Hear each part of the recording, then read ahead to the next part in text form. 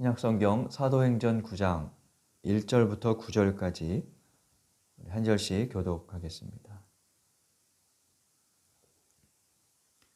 사울이 주의 제자들에 대하여 여전히 위협과 살기가 등등하여 대제사장에게 가서 다메섹 여러 회당에 가져갈 공문을 청하니 이는 나는 그 도를 따르는 사람을 만나면 남녀를 막론하고 결박하여 예루살렘으로 잡아오려 합니다.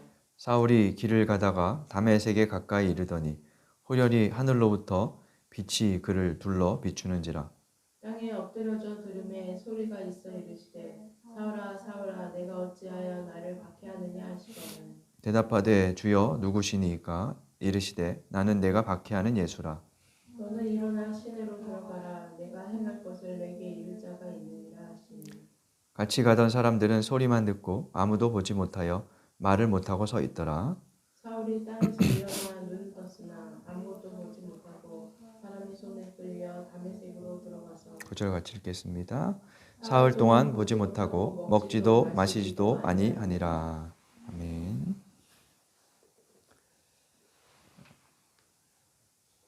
우리가 매주 읽는 성서 정과는 구약 본문 하나, 그리고 신약 서신서와 복음서에서 각각 한 개씩 3개의 본문이 매주 주어집니다. 저는 그 중에 한 개, 2개를 본문으로 택해서 말씀을 전하는데,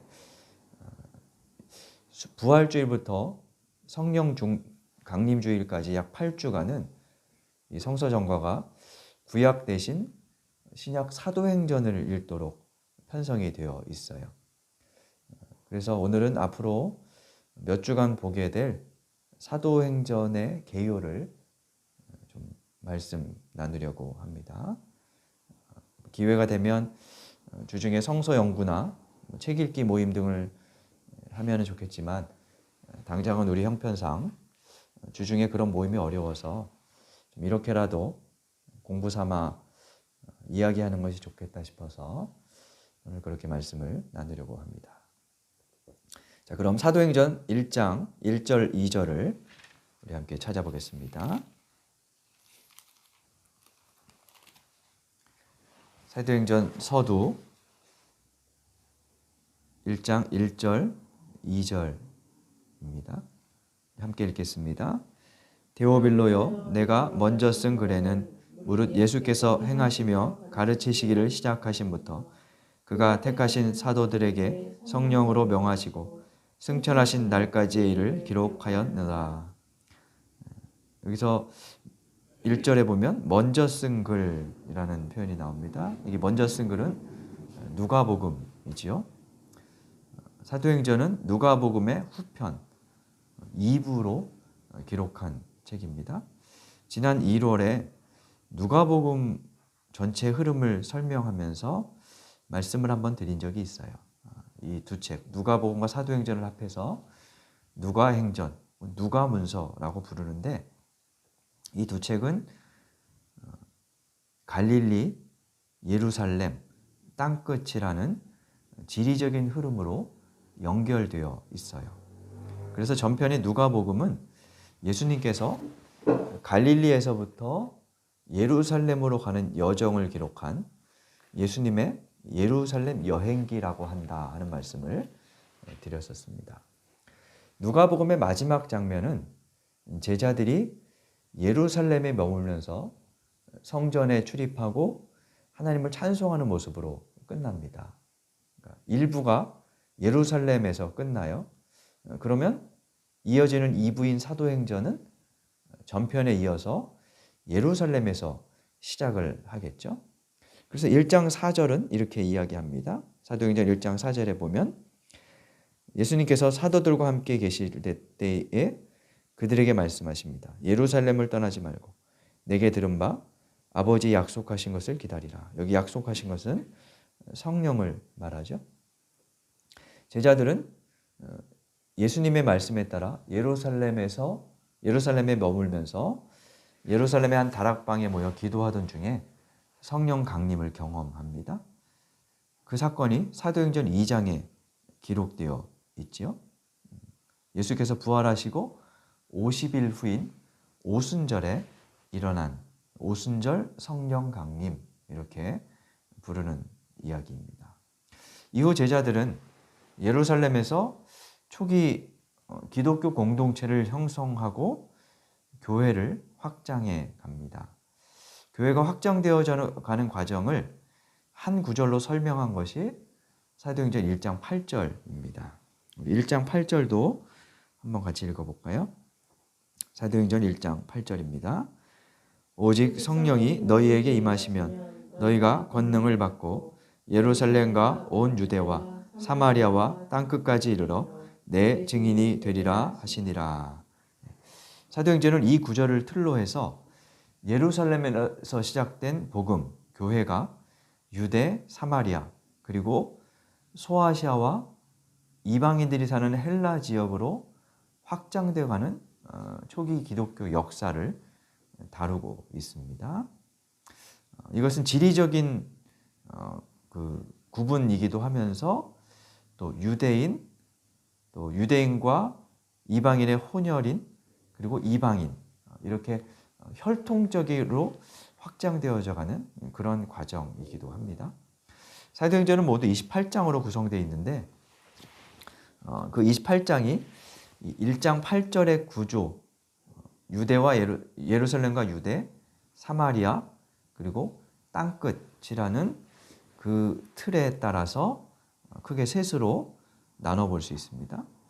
먼저 1장부터 7장은 예루살렘과 유대, 그리고 8장부터 12장은 사마리아 지역이 중심입니다. 13장부터 마지막 28장까지가 복음이 땅끝까지 전해지는 과정을 다루고 있죠. 예루살렘에서 벌어진 이야기인 1장부터 7장까지를 보면 베드로와 요한 등 사도들의 활동에 힘입어서 교회가 차츰 성장해 갑니다. 하지만 교회의 성장과 맞물려서 유대 종교 지도자들과의 갈등도 깊어져요. 그러던 중에 초대교회 일곱 일꾼으로 선출된 사람 중에 한 명이었던 스데반이 유대인들의 공회석상에서 행한 설교가 문제가 돼서 스데반이 죽임을 당하는 사건이 벌어집니다. 그 이야기가 7장에 나옵니다. 사도행전 7장으로 한번 가볼까요?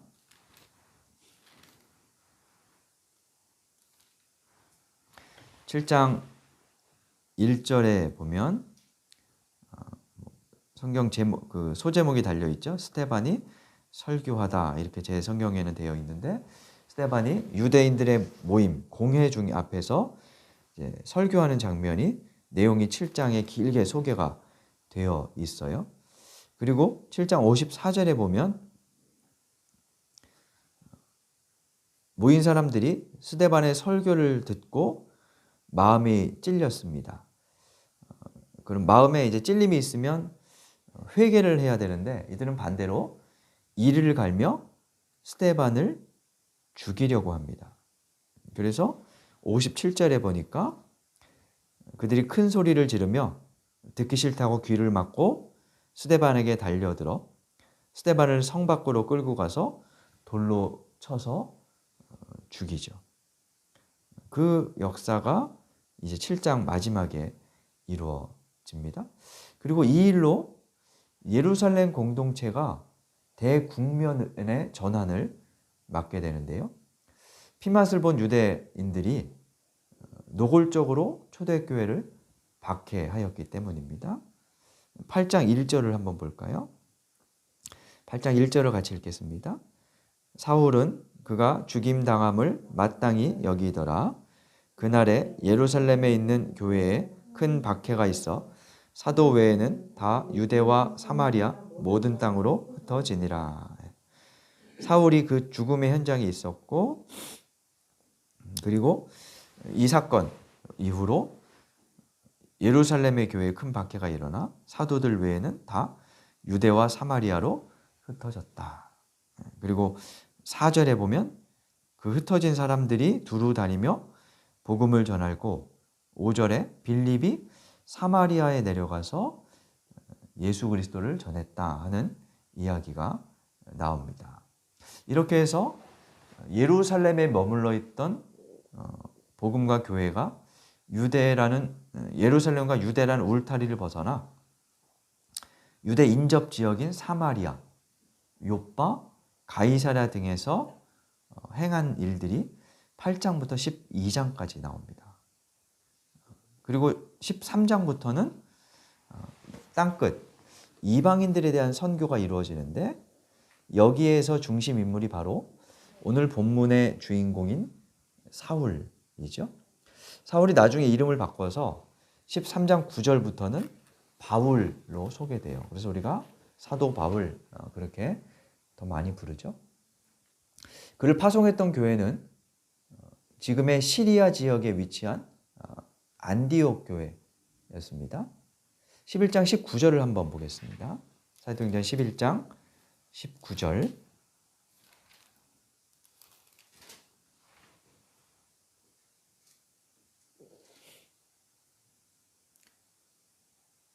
(19절과 20절을) 한번 같이 읽겠습니다. 그때에 스데반의 일로 일어난 환란으로 말미암아 흩어진 자들이 베니게와 구브로와 안디옥까지 이르러 유대인에게만 말씀을 전하는데 그 중에 구브로와 구레네 몇 사람이 안디옥에 이르러 헬라인에게도 말하여 주 예수를 전파하니. 8장에서 스데반의 죽음 이후 흩어진 사람들이 안디옥에 도착해서 복음을 전했습니다. 대도시였던 안디옥에서의 사역이 아마 다른 곳에서보다 좀 활발했던 것 같아요. 그래서 11장 22절에 보면 예루살렘 교회가 이 소식을 듣고 지도자로 바나바를 안디옥에 보냅니다. 그 거리가 대략 500km 정도 떨어져 있었다고 하는데 먼 곳에 지도자를 파송한 거죠. 이때 바나바는 고향에 머물고 있던 사울을 데리고 와서 안디옥에서 함께 활동을 해요. 그리고 이후 안디옥 교회 이야기가 13장 1절에 다시 나옵니다. 13장으로 한번 가볼까요? 13장 1절에 보면 1절부터 3절까지 한번 같이 읽어보겠습니다. 안디옥 교회에 선지자들과 교사들이 있으니 곧 바나바와 니게르라 하는 시몬과 구레네 사람 루기오와 분봉왕 헤롯의 젖동생 마나인과 및 사울이라. 주를 섬겨 금식할 때에 성령이 이르시되 내가 불러 시키는 일을 위하여 바나바와 사울을 따로 세우라 하시니 이에 금식하여 기도하고 두 사람에게 안수하여 보내니라.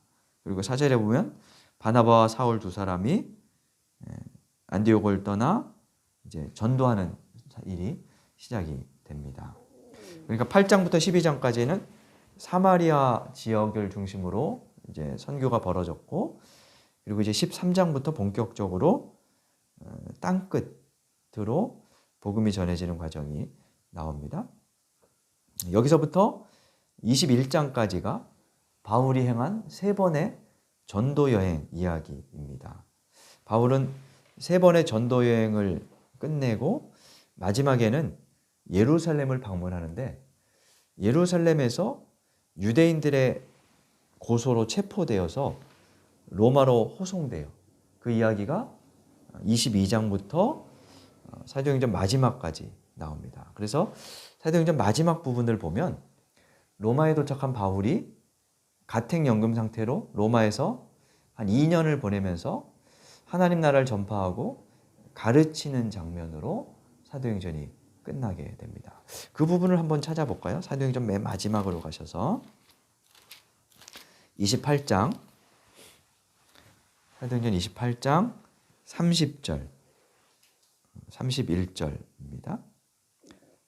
바울이 온 이태를 자기 셋집에 머물면서 자기에게 오는 사람을 다 영접하고 하나님 나라를 전파하고 주 예수 그리스도에 관한 모든 것을 가르쳤다라고 말하죠. 그러니까 로마에 가서 아직 재판을 받지 못한 상태에서 2년 정도 이제 가택연금을 당하고 있었다는 거예요. 그리고 찾아오는 사람들에게 예수 그리스도에 대해서 가르쳤다. 이 가르침의 내용이 나오지 않죠. 사도행전에는.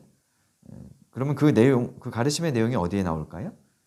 사도행전 다음 책인 로마서에 나오는 거예요. 그래서 이 신약 성경의 배치는 다분히 그런 의도가 있는 것 같아요. 사도행전이 로마에서의 이야기로 끝나고 그 로마에서 가르쳤던 내용들, 그러니까 로마 교회에 가르쳤던 내용이 로마서에 기록되어 있죠. 우리 지도를 통해서 한번 지금까지 이야기를 한번 잠시 확인해 보도록 하겠습니다. 보시는 지도를 보면 오른쪽 아랫부분에 굵은 빨간 글씨로 이스라엘이라고 써 있고요. 그 아래 검은색 점이 하나 있고 예루살렘 도시가 있습니다. 예루살렘에서 성령 강림과 교회가 시작된 거죠. 지도에는 표시가 안 돼 있지만 그 예루살렘을 둘러싼 지방이 유대 지역이고요. 그리고 그 유대에 붙어 있는 곳이 사마리아라는 지역이었습니다. 8장부터 12장까지가 그 사마리아 지역에서의 활동인데요. 그 이스라엘이라는 글씨 윗부분에 보면 가이사랴, 두로 이런 지역들이 나오죠. 그리고 베니게라는 지명이 기록되어 있는 것을 보실 수 있을 겁니다. 8장부터 12장까지는 주로 그 지역에서 활동이 이루어졌습니다. 그러다가 일부 그리스도인들이 어디까지 올라가느냐? 베니게에서 위로 좀 올라가면 실루기아 안디옥이라는 지명을 우리가 찾을 수 있습니다. 수리아의 안디옥이라는 곳에 이제 복음이 전해지고 거기에서 바울과 바나바가 선교사로 파송을 받게 됩니다. 그리고 이 안디옥은 13장부터 이야기해서 바울 선교의 아주 중심적인 그런 지역으로 이제 등장을 하게 돼요. 바울의 1차 전도 여행은 주로 지도의 중앙 부분인 지금의 터키 지역인데요. 밤빌리아, 길리기아, 비시디아, 갈라디아 지역으로 표시되어 있는 그 지역을 중심으로 첫 번째 선교 여행이 행해지게 됩니다. 그리고 2차 선교 여행은 그 지역을 다시 한번 순회하려는 것이 원래 목적이었어요. 근데 뜻하지 않게 길이 열리지 않고 바울은 지도의 중앙 가운데쯤에 보면 가운데 윗부분쯤에 보면 드로아라는 해안 도시가 하나 있어요. 찾으셨나요? 드로아라는 지역이 있어요. 여기가 이제 항구 도시인데 바울이 원래 이 터키 지역을 다시 방문하려다가 길이 막히자 드로아에서 배를 타고 건너편 에게해를 건너 빌립보라는 지역으로 가게 돼요. 근데 대륙의 구성상 이 드로아까지는 지금 1차 전도여행을 했던 지역까지는 아시아로 분류가 되고요. 그리고 바다 건너인 빌립보, 마게도냐 이쪽 지역은 유럽으로 분류가 돼요. 그러니까 두 번째 전도여행부터는 아시아를 넘어서 유럽으로 복음이 전해지게 된 거죠. 그래서 2차 전도여행은 빌립보를 시작으로 데살로니가 그리고 삥 돌아서 아가야 지역의 고린도, 아덴 이런 지역을 전도하게 됩니다.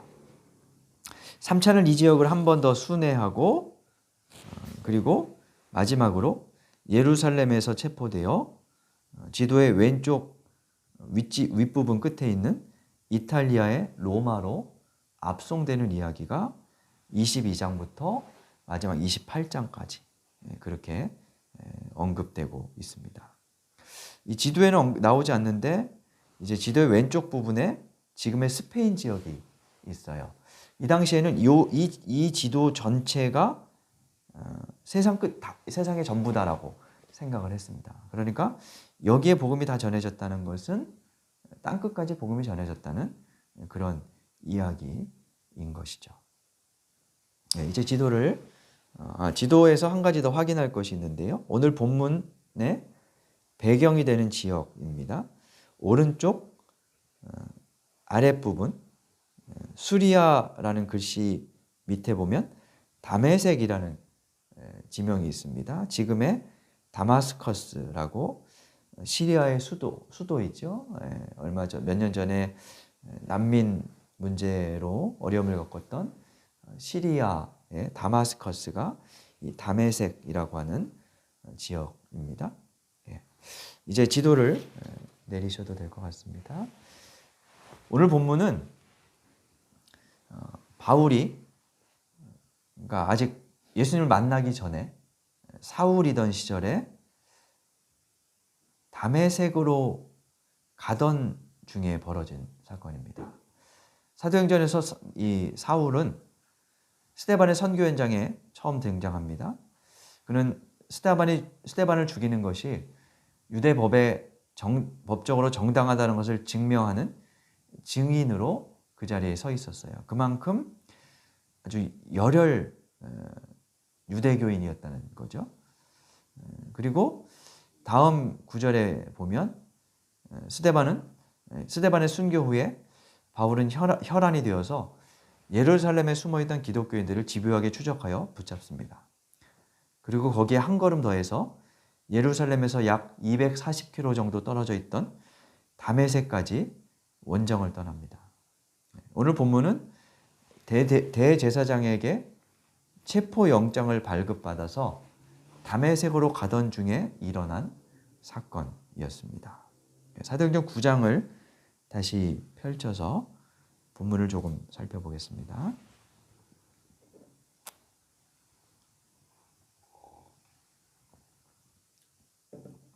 사울과 그의 일행이 다메섹에 가까이 이르렀을 때 3절에 보니까 후련히 하늘로부터 빛이 그를 둘러 비추었다라고 말씀합니다.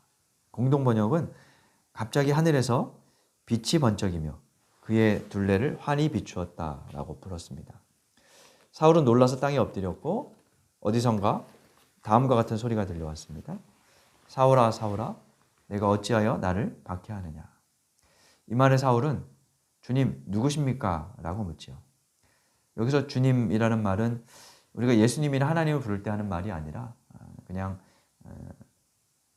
일반적인 호칭이라고 할 수 있을 것 같습니다. 이에 소리가 다시 들려옵니다. 나는 내가 박해하는 예수라.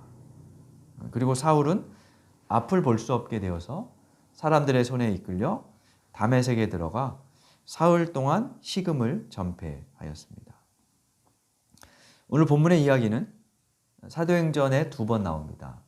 22장 그리고 26장에 나옵니다. 그런데 본문마다 약간의 차이가 있어요. 오늘 말씀에 보면 일행들은 소리는 들었는데 아무것도 보지 못했다고 하죠. 7절에 보니까 소리만 듣고 같이 가던 사람들은 소리만 듣고 아무것도 보지는 못했다. 근데 22장에는 사람들이 빛은 보았고 소리는 듣지 못했다. 이렇게 나와요. 26장을 보면 그때가 정오였고 해보다 더 밝은 빛이 바울과 동행들을 비추었다. 이렇게 나오고 있습니다.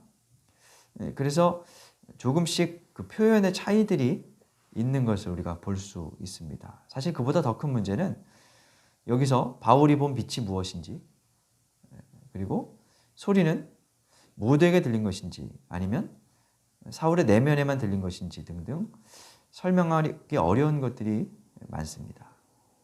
다만 성경에 빛과 소리가 신적 경험의 상징으로 쓰인다는 점에서 본문이 전하려는 바는 명확합니다. 그것은 바울이 부활하신 예수님을 만났다는 것이고 그 만남 후에 변화되어 땅끝 선교를 위한 사도가 되었다는 것입니다.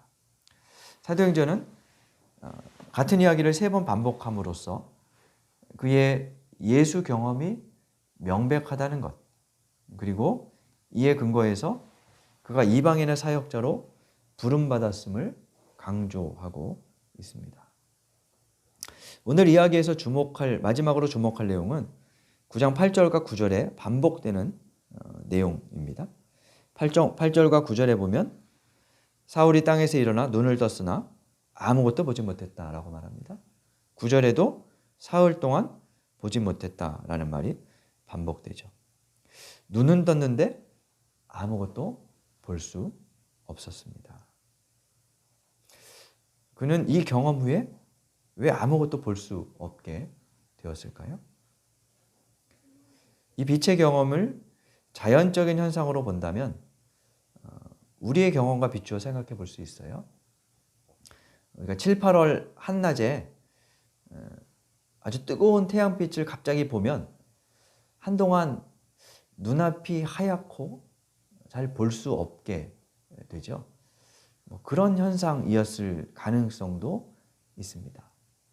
그런데 본문이 2번 그것을 반복해서 사용하며 이후에도 여러 번 그런 표현들이 나오는 것을 보면 여기 사울이 아무것도 볼 수 없게 되었다는 말은 단순히 그의 시력이 나빠졌다는 것을 뜻하는 것은 아닌 것 같아요. 아마도 이것은 한 가지 목적을 향해 다메섹으로 질주하던 사울이 목적을 잃어버렸다.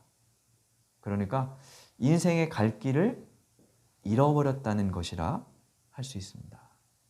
그렇게 길을 잃은 바울은 후에 아나니아라는 사람에게 안수받고 다시 보게 되었습니다. 9장 18절에 보면 비늘 같은 것이 벗어져 다시 보게 된지라 라고 말씀합니다. 다시 보게 됨. 세상을 보는 눈이 달라졌다는 거겠죠. 부활의 주님을 만난 후 바울의 세계관, 인생관, 가치관이 바뀌었다는 겁니다. 이처럼 부활의 예수님을 만난다는 것은 우리의 세계관이 바뀌는 경험입니다. 사실 예수님을 믿기 전이나 믿은 후나 우리가 이 땅에서 사는 것은 거의 달라지지 않습니다. 고난 인생도 똑같고 인간관계는 여전히 복잡하고 생의 팍팍함도 사라지지 않습니다. 그러나 부활하신 예수님을 믿고 만나게 되면 내가 바뀝니다. 그것은 내 세계관이 달라진다는 것입니다. 그와 같은 변화는 새로운 지식을 얻는 데에서도 이루어질 수 있지만 그보다는 새로운 관점을 얻는 것, 새로운 관점을 깨닫는 데서 시작됩니다. 새로운 관점은 언제 얻게 될까요? 낯선 자극을 통해서 시야가 확장될 때 일어납니다. 바울은 예수님을 만나 예수님에 대한 새로운 지식을 얻은 것이 아니었습니다. 9장 20절에 보면 눈을 뜨게 된 바울은 즉시로 다메섹 회당에 들어가서 예수님을 전파하고 있습니다. 갑자기 변화된 초신자가 어떻게 예수님에 대해서 전할 수 있었을까요? 물론 단편적인 지식은 전할 수 있었겠지만 9장 21절에 보면 듣는 사람들이 다 놀랄 정도로 그의 가르침이 명확했다는 것을 알 수 있어요. 이것은 바울이 이미 다메섹에 그리스도를 믿는 사람들을 잡으러 가는 순기 이전에 예수에 대해서, 그러니까 기독교에 대해서 충분히 연구해서 알고 있었음을 뜻합니다. 그러니까 같은 지식이 오늘 사건 이후로 달라졌다는 거예요. 같은 지식과 정보인데 오늘의 사건 이후로 그 정보와 지식을 해석하는 눈이 바뀌었다는 거죠. 예수님을 보는 시야가 달라졌음을 보여줍니다. 지금까지는 예수님을 이단의 괴수로 생각하고 있었는데 이제 인류의 구원자로 깨닫게 되었다는 거죠. 그리고 그 빛 아래서 자신의 인생과 삶의 이유도 다시 생각하게 되었습니다. 오늘 본문에는 이러한 바울의 변화가 한순간 이루어진 것처럼 나오지만 사실 이러한 변화에는 시간이 필요합니다. 우리의 변화는 한순간에 일어나지 않기 때문입니다. 어떤 자극이 계속해서 쌓이다가 어떤 순간 전체가 발화하는 것, 그게 변화입니다. 그 순간 눈이 확 뜨이고 열리면서 새로운 사고를 하게 되죠. 신앙의 시선도 마찬가지입니다. 단번에 세워지지 않기 때문에 자극을 받을 줄 알아야 돼요. 그런 의미에서 저는 신앙이란 교회 생활에 충실한 종교적인 교양인이 되는 것이 목적이 아니라 삶을 계속해서 다르게 생각하고 살아가는 과정이라 생각합니다. 아는 것을 강화하기만 하는 것이 좋은 신앙이 아니라 알물 더 넓게 깊게 확장하고 심화하는 것이 좋은 신앙이라는 것입니다. 바울은 부활하신 주님과의 만남, 빛과 소리의 경험을 통해 그런 영적 여정을 시작했습니다. 우리에게는 이런 경험이 있는지요? 우리에게 다른 것은 좀 부족해도 저와 여러분에게 바울과 같은 만남과 새로운 깨달음의 과정이 지속되고 깊어질 수 있기를 진심으로 바랍니다. 그래서 인생을 더 깊게 넓게 보며 세상을 변화시켜가는 저와 여러분이 될 수 있기를 간절히 바랍니다. 주신 말씀 생각하며 다짐의 기도 드리겠습니다.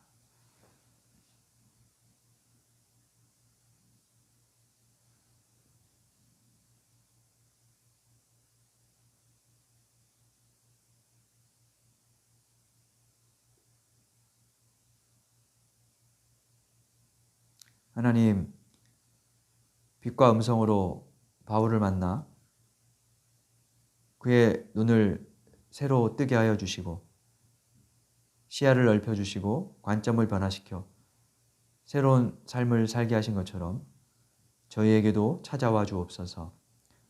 저희의 눈과 마음이 열려 새롭게 인생을 대하고 삶을 성찰하며 세상을 보듬게 하여 주옵소서. 빛으로 우리에게 찾아오시는 예수님 이름으로 기도드립니다. 아멘.